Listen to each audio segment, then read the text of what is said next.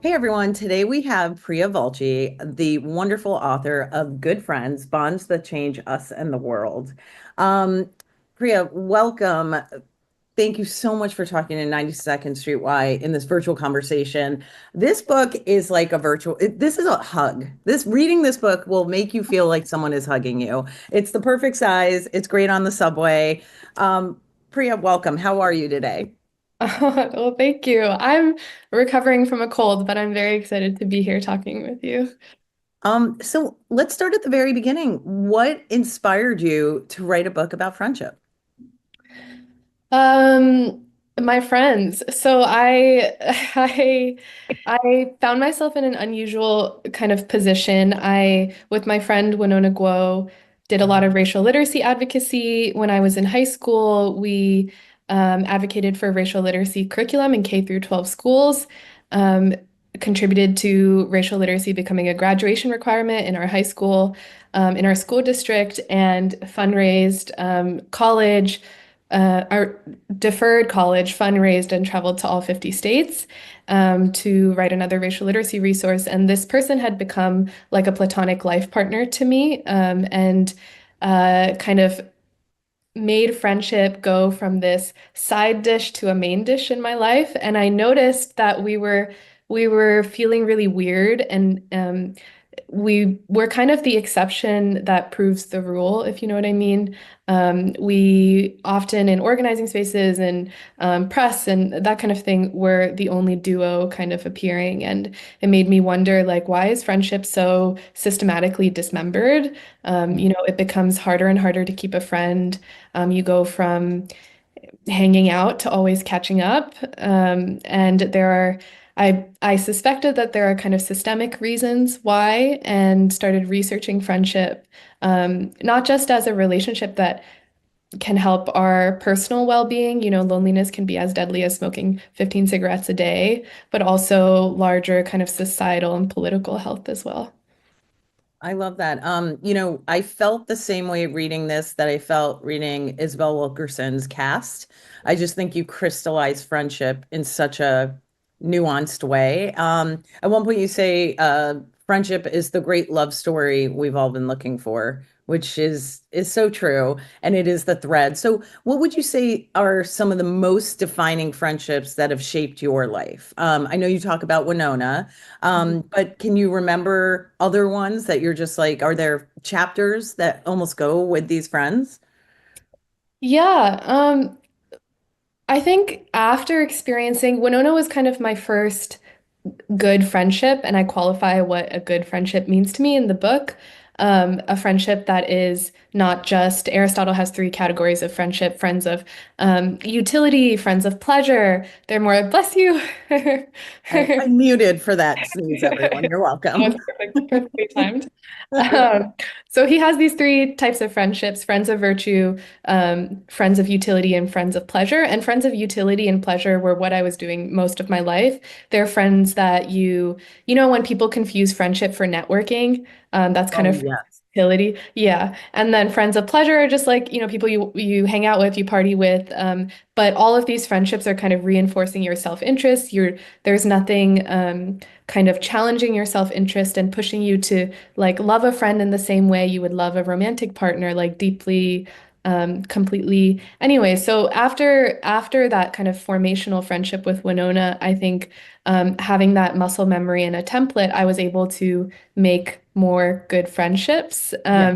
And it doesn't always mean creating new bonds in your life, but sometimes it's just revisiting old relationships that you have, like old friendships that you have that maybe you were just kind of passively riding or, catching up, and kind of inviting that person to try out a deeper bond Mhm. with you. And so from that point, I think my friendship experience has really changed and enriched my life.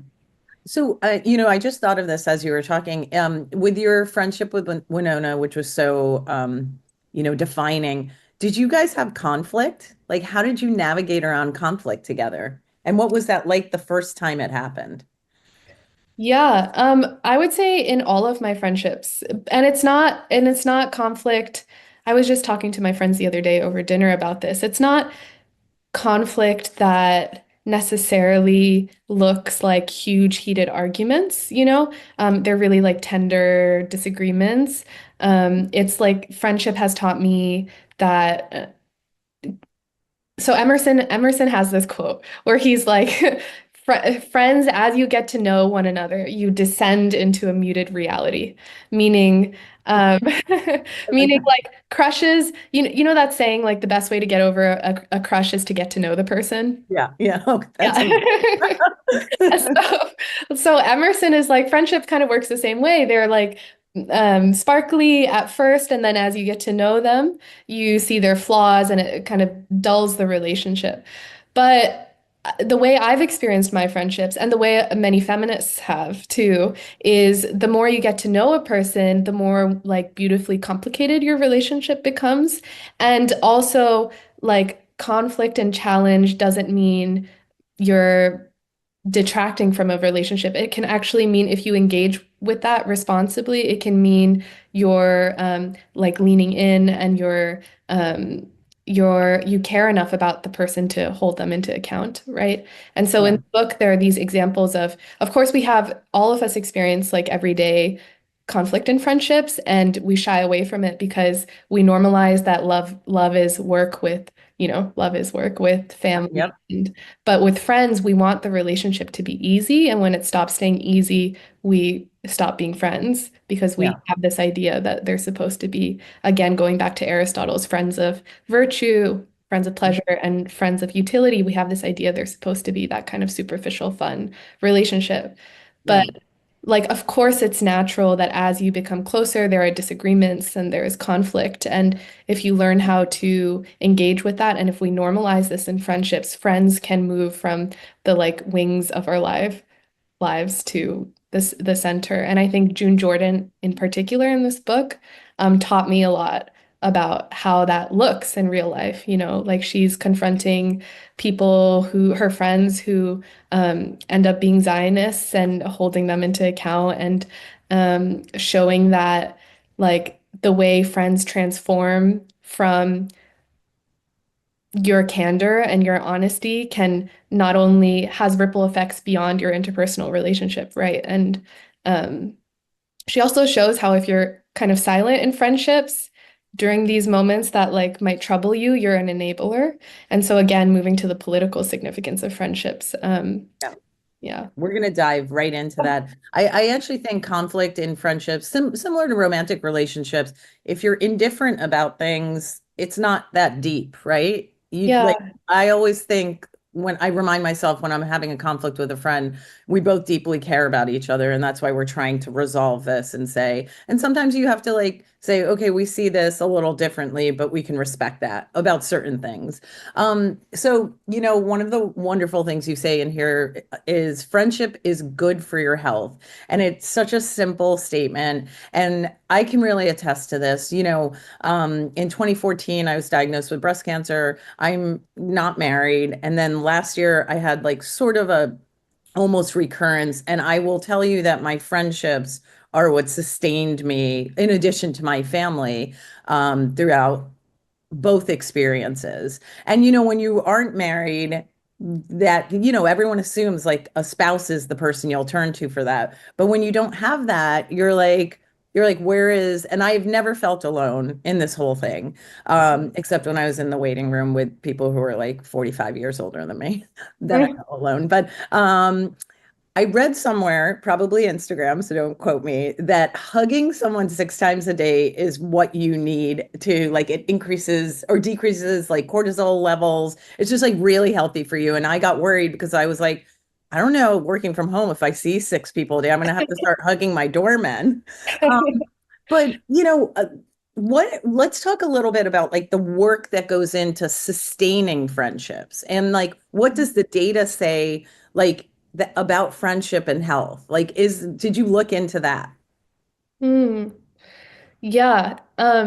And first, I mean, thank you for sharing that. And also, even like talking about when you mentioned being in the hospital, being in the waiting room, the fact that oftentimes like friends aren't allowed to visit, right? Because only a spouse, someone like legally tied to you in that way is, but how friends can. And June Jordan, who also um, was recovering from cancer, her friends were the ones who came and took care of her, and she just lists them all by name in one of her essays. And she says friends are a love that can save your life, you know?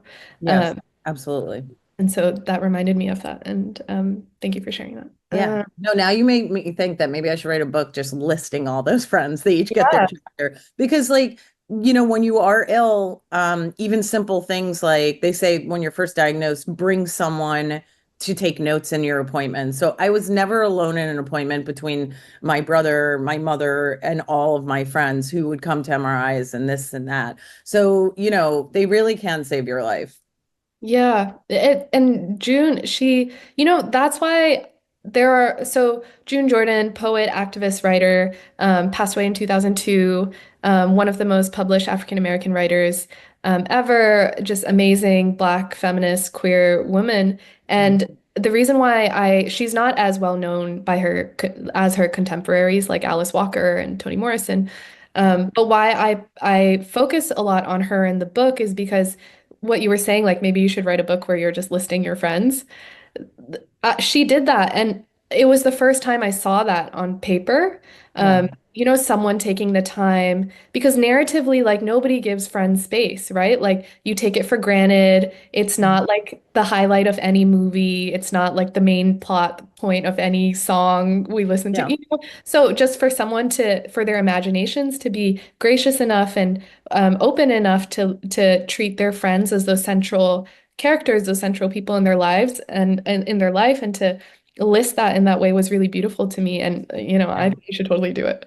Yeah, yeah. No, it's just a great idea. And actually, I was going to tell you, there's a show called Dying for Sex right now with Michelle Williams and Jenny Slate. And the rooting love story in it, in my opinion, is the friendship between the two women. Like Jenny Slate's character quits her job to take care of her friend who's ill.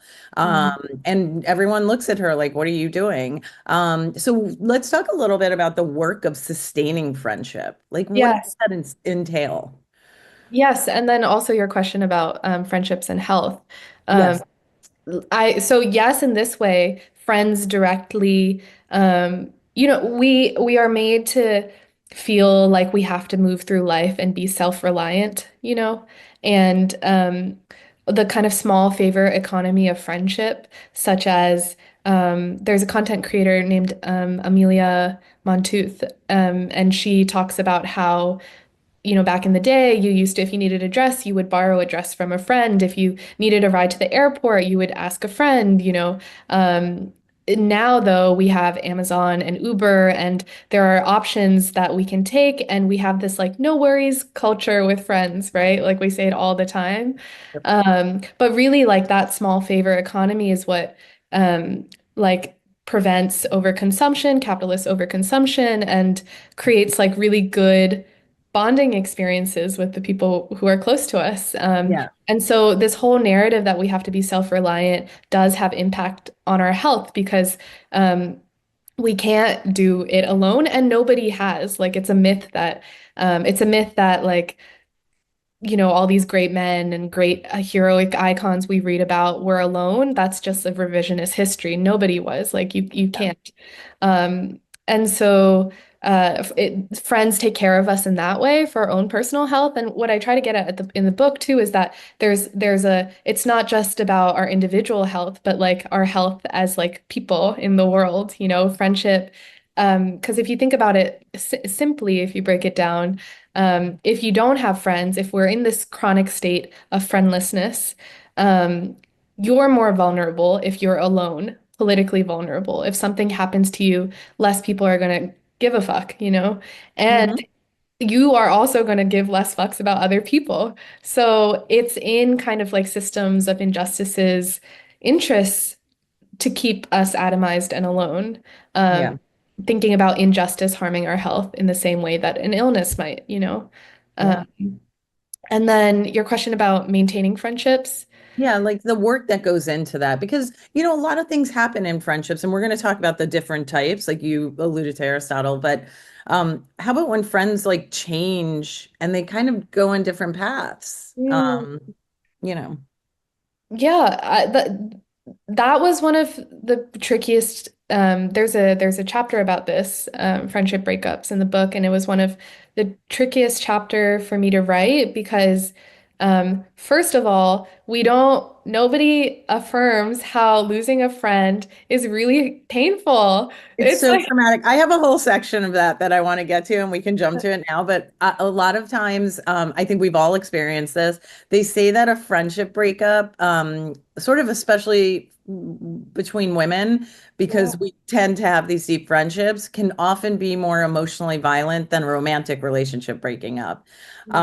So like how do we navigate that? Because I think we can all think of the loss of, it's sort of like a death, when you lose a friend or you stop being friends for whatever reason, whether you're growing apart or, sometimes the proximity, just not being near each other. So how do you navigate that? Yeah, one of so June, so there's like for me when thinking about it, it's a bit tricky because Hmm. I don't know if you've experienced this too, but in friendship, it can be a bit nebulous in the sense that a fight and a breakup is kind of hard to distinguish, right? Because romantic relationships operate often monogamously, and Hmm. you kind of have a clear ending, and then like a clear beginning of a new one. Yeah. Friendship, because there's like few obligations society has constructed, like it can kind of fade away really Mhm. easily Yeah. in a way that also like troubles the breakup. It makes it hard to process and heal. Yeah. And um, so how do you navigate it? I don't know that I have a formula or an answer. I just, in writing the book, I wanted to show that it happens. Like it happens and it's normal. Um, Yeah. and if you haven't like, there are breakup playlists on Spotify, but if you haven't been able to find like, many friendship breakup ones, you're not alone and it's happened for even like the most formidable public friendships. Yes. And also, I think I wanted to get at the point that, um, like, friendship is improvisational. There are no templates. We Yeah. don't get any templates for how to be a friend, you know? It takes a lot of messing up and trying in real time. And so, which I write about in the book. And the idea of friends returning to one another, even when there is a break or a rupture, um, Yeah. is a really beautiful concept to me too. And June does that with this woman named Frances Pucks Piven. Yeah. And Frances, uh, June writes that she had to collaborate in this kind of self-silencing, like their friendship required her collaboration in the sense that she couldn't openly talk about her bisexuality, and she didn't feel that Frances understood her in that way. And she Yeah. talks about how when you silence a part of yourself, even if it's a part, it's kind of like suicide. It's like cutting off one limb and not expecting the rest of your body to bleed out. And so Yeah. when a friend loves you, they have to love you in your entirety, right? Like, and so her and Frances had kind of a argument. They stopped talking for years. And then June's son found one of Frances's books, newly published books, years later, and was like, Mom, I think you should check this out. And June at first was kind of hesitant about it, but then she has this great quote where she's like, "Oh, what the hell? Friendship isn't a tragedy." And she kind of picks up the phone and calls Frances, and they like remained friends. Like they had breaks and on periods, but they've remained friends because um, they gave each other that grace, and I think that's something to keep in mind too. Oh, I love that. Friendship isn't a tragedy. Did you Yeah. have any alternate titles to this book? I'm not a title person, so no. It's a I great already title, but when you said that, I was like, oh, that would be a good title too. Yeah, that's all my editor. So I have a question. What friendship story in the book? I know you talk about June is a wonderful focus, but you have also written about Fran Lebowitz and Toni Morrison's friendship. What friendship story in the book like resonated the most with you? I know it's hard to pick, but Ah, um, I think June's friendship with Adrienne Rich and the Toni Morrison and Fran Lebowitz one. So June Jordan's friendship with Adrienne Rich because 1982 Israel invades Lebanon and Adrienne Rich writes anti-Semitism is anti-Zionism or anti-Zionism is anti-Semitism. She signs a letter and June is like, what the hell? Like this is very dangerous language. Like this is not okay. And as a fierce advocate for Palestinians, she takes issue with it and raises it to her friend. And I think for me, that was the first instance I saw friendship, like the messiness of friendship. Like friendship is not utopic, right? The messiness of friendship being addressed in a candid way, like for June to write about that honestly. yeah, Um, of the hurt and betrayal and kind of horror she felt in that friendship that she presumed like she felt very close to this person and then there was a break, right? That was special to me to read. yeah. And then also Toni Morrison and Fran Lebowitz, they're so fucking funny. Like they're like they're so great. Like the way Fran, there's that anecdote where Toni Morrison, we think of like I think of this, this like very magical austere person. And Yeah. she was a professor at Princeton. She got sick, and Fran comes from New York City to visit her in New Jersey in the hospital, and she just brings trashy tabloids. And there Oh. are other Princeton professors who are visiting Toni, and they're like, "What are you bringing? Like, like this Nobel Prize winner, what are you bringing her?" And I think that was important for me to read because the book tries to show that, hey, like everyday people, we're ignoring our friends. We're like systematically, the system is designed so that over time we lose touch with our friends. Mhm. But there are all these like incredible people who we admire who really like held on to their friends. Like it's inconvenient to be a friend, but they really held on to their friends and they changed the world by doing so. Um, Yeah. but I was always like, my friends, we're kind of silly. Like we're goofy people. I don't know if I'm like I can actually be those kinds of friends. Uh-huh. Um, but every time, like reading about Toni and Fran and seeing that they were also low-key goofy kids. And Yeah. um, every one of June's friends that I interviewed for the book, June Jordan's, would without unprompted, I wouldn't ask. Yeah. They would just start describing June's laughter. Like they Oh, would just go on tangents about June's laughter like the sound of her laughter, like how Mhm. it peppered her sentences. And I was like, of course, like this is obvious because all of these people were engaged in incredibly hard, stressful, like sorrowful work. Yeah. But like they still the reason perhaps what kept them going through it all is that they were doing the work with their friends, right? Like that And with a modicum of joy, because laughter is very healing, as yeah, we talk about in the book. yeah, Um, I just love the idea of, like all the friends you talk about, they have changed the world. And sometimes I think I was like, I sent my friend 17 reels today. I think yeah, she's going to love that. yeah. But it definitely has changed, obviously, with social media and everything. So I want to jump a little bit to how friendships change.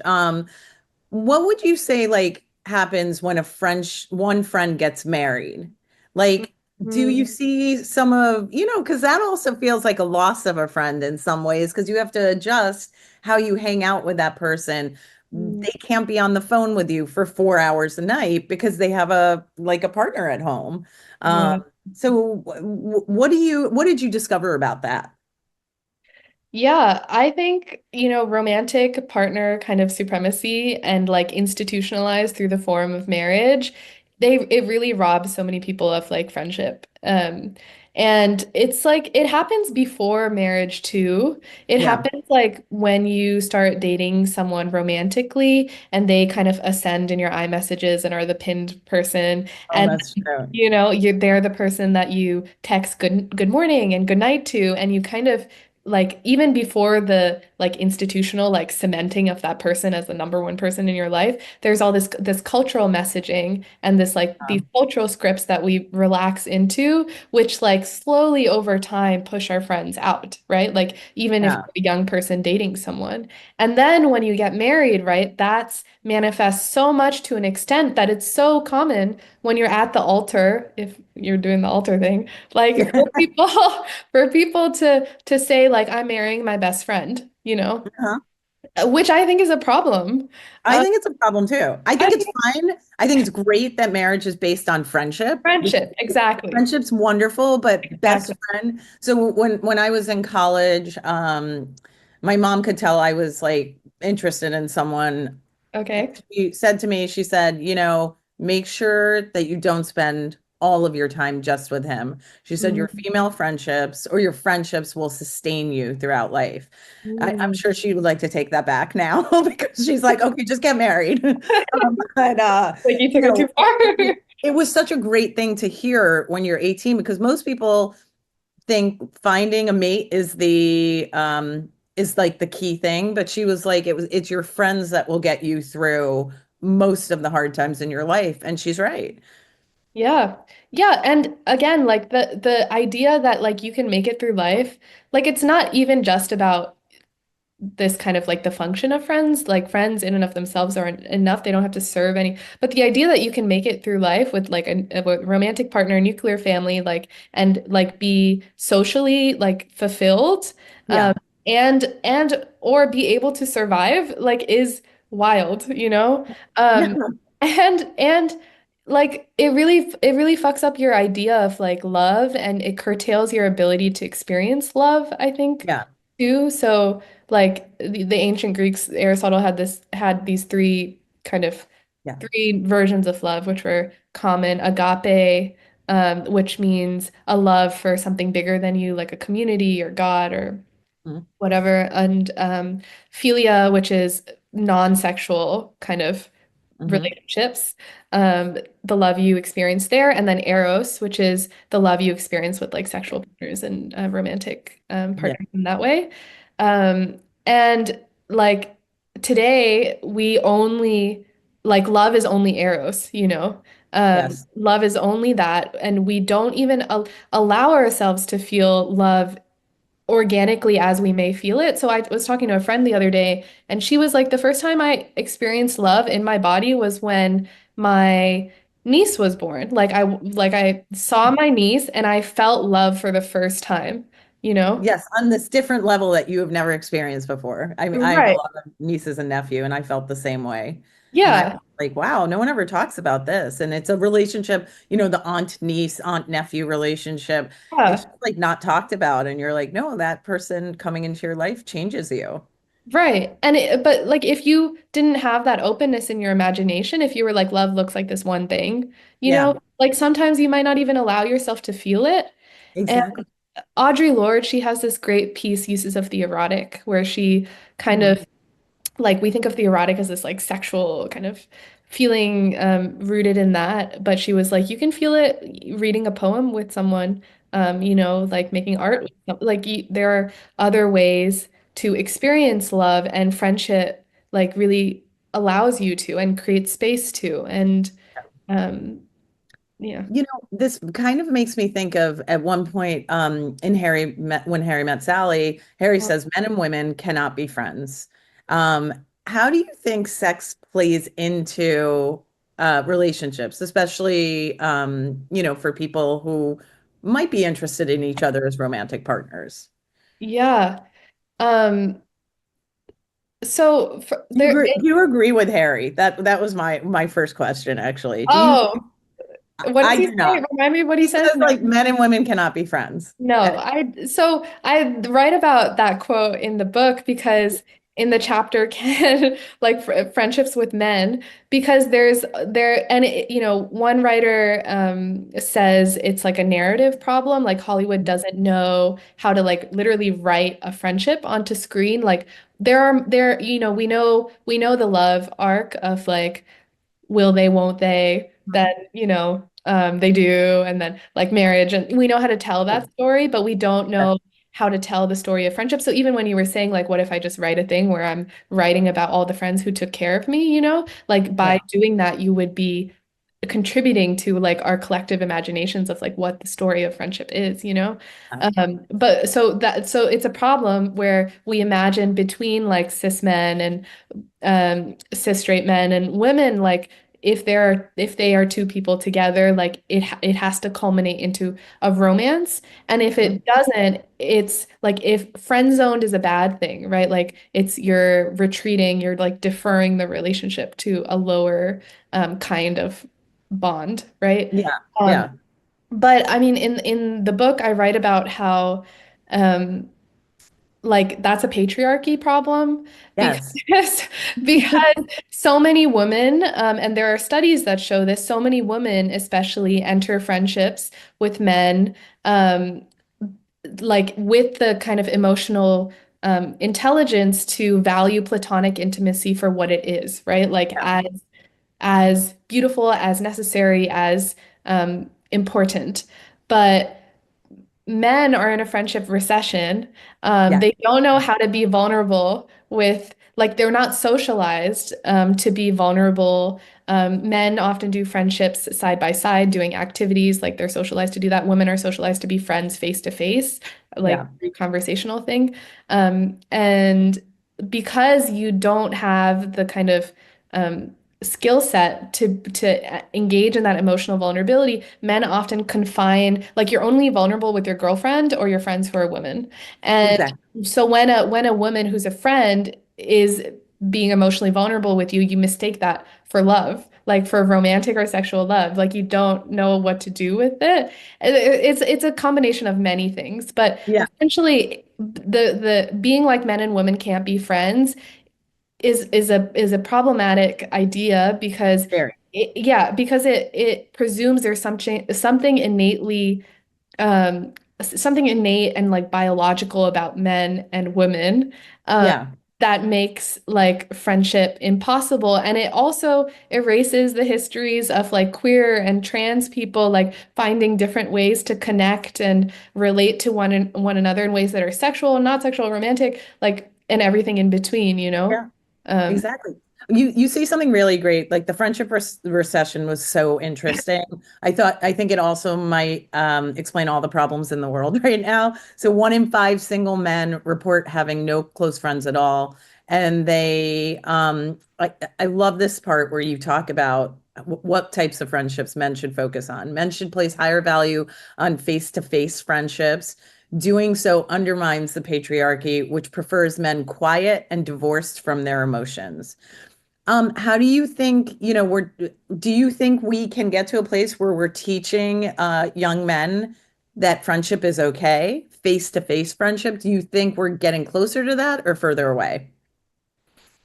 yeah, there's not progress. So Yeah. there's, yeah, it's Need to like, go to therapy. Men need to go to therapy. yeah, and like just like the concept of young boys being indoctrinated into masculinity and these kind of Yeah. patriarchal ways of relating to one another. For me, what's interesting more so as a queer person and learning kind of there's a story in the book where Alexis DeVoe, the Mhm. illustrator and artist, poet writer, she was friends with June Jordan and had a huge crush on June. Like she talks about watching June walk into like a party and just being immaculately dressed and having Yeah. and she the crush was unreciprocated. And Alexis told me, she was like, I was, of course, like it stung when I was turned down. But what June showed her, in the words of Toni Morrison, June was like, I want to be a friend to your mind. Like we can do that romantic and sexual stuff elsewhere with other people, but I think what we have going on is an intimacy, like a different intimacy, not less than, Mhm. not worse, but just different. And it's you're Yeah. a friend to my mind. And the way queer people are interested in not who is queer, but like what is queer, Yeah. like queer meaning like diverging, like how can you diverge from the norms and do relationships different. I realized I was my queerness kind of journey started in realizing the way I do my friendships is very queer, meaning like non traditional and odd and a little bit off the scripts and the way that they're so central in my life. And Yeah. so this idea of like, can men and women be friends? Like romantic into like all friendships with like cis straight men must progress into like a romantic thing. I think just ignores the Yeah. complexity of the question and the over like the looming structures of like patriarchy and heteronormativity that like govern that question, you know? Everything, right? Well, Yeah. I also want to point out to Harry, if he were real, but he sort of is because society has like taken that rom-com and made it like Bible. But he was friends with her for 11 years. So Yeah. 11 years. So yes, they can be friends. Yeah. And you can change, friendships change, and you can choose to, oh, I'd like to sleep with this friend or have a different relationship or grow it in a different direction. So one thing I really want to get to is the politics of friendship. It's the title of one of your chapters. And it made me think of this season of White Lotus and the three women who Oh, went on, vacation together. They're high school childhood friends. And yeah. as we all saw, no spoilers, but they have a complicated time of it. And Carrie Coon's character gives this. I mean, they really like. First of all, they go in a threesome, and so at any one point, two are talking about one, and they get very catty with each other. But there is a deep love there, and you don't see that real deep love until Carrie Coon gives that wonderful monologue about friendship and where she is. What were your opinions about that? And explain to us what you meant about the politics of friendship too. Are we allowed to give spoilers? Yeah, go for it. I mean, it aired already.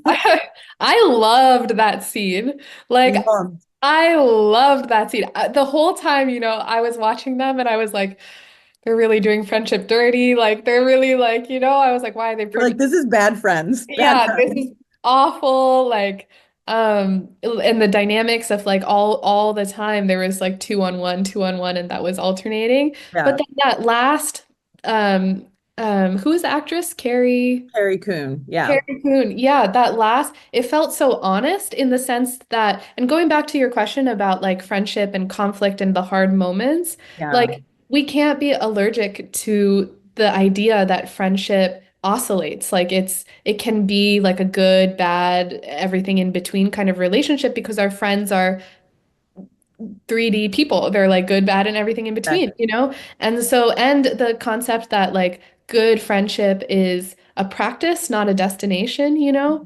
The earnestness with which Carrie's character just like laid out how she loves her friends, even though she has complicated feelings about like, them and their lives, I thought was so beautiful and felt so honest. And the way that they like, there was so much and the characters complain about this too. There was so much space given to like men and like the male gaze and all throughout the Totally. entire, that was the drama kind of slithering between the three of them. And then in Mhm. the end to like have that scene where they're just laughing together and kissing one another and on the sofa, after Yeah. Carrie gives that, like they are the central narrative. Like their friendship is the main story was really beautiful to me. Um, Yeah. It, yeah. it, it actually is such a complicated little kind of small story about the phases of friendship and what you go through. Yeah. And not to normalize the like crazy shit they were saying about each other and like how No, they like being jealous. I just thought but I it's thought human. It's human. great. You Yeah. do like, especially when you grow up with people, you start to see patterns and you're like, oh, she's doing that again. And Yeah. you have to talk to people about that. But what I liked about what Carrie did was she broke down the walls and said, I'm not perfect. None of us are perfect, but there is a deep love here. And that Yeah. was like, they actually had the happy ending there. And Carrie Coon's character sure can run from a gun. Uh, Yeah. So to wrap, you say at one point, friendship is a neglected bond. Explain what that means and tell me also what was the most surprising thing about friendship that you learned in writing this book? um, Do you like that double whammy question? yeah. Break it Okay. up. No, those are great. Um, so when I say friendship is a neglected bond, I mean it on multiple levels. One, like I talked about in the beginning, just on speaking from a personal, like zoomed in scale, our lives would be much richer and happier and healthier. And there's research that shows this if we took care of our friendships more. Yes. And because friendships are neglected, our lives are lonelier and unhealthier. And then there's this element of friendship is a neglected bond on purpose. Um, because, like I said earlier, the more alone you are, the more politically vulnerable you are. And Yeah. friendship is a neglected bond also in like these conversations we've had about like White Lotus and Harry Met Sally and like friendship narratives are so sparse and quiet in our Yeah. popular culture.